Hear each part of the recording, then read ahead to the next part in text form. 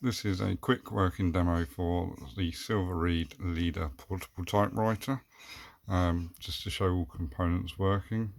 Just had a new ribbon fitted in it, so I'm just going to be hitting some random keys really for the moment, but it's just to show that basically all of the keys work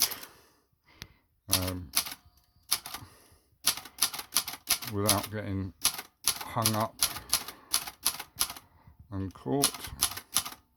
So they're all fine, as you can see. A bit of gobbledygook there. And then the carriage, just hitting space bar.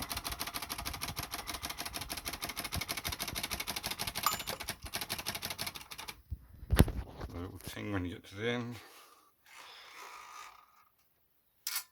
Move it to the middle, or move it across a bit more, right to the end. You've got the lever on the end here, so if you go too far you can pull that in, and that just allows you to reposition it wherever you want.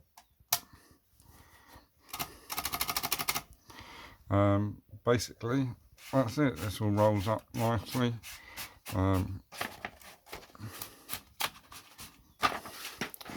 The roller's all okay, works as it should. Nice clean little typewriter.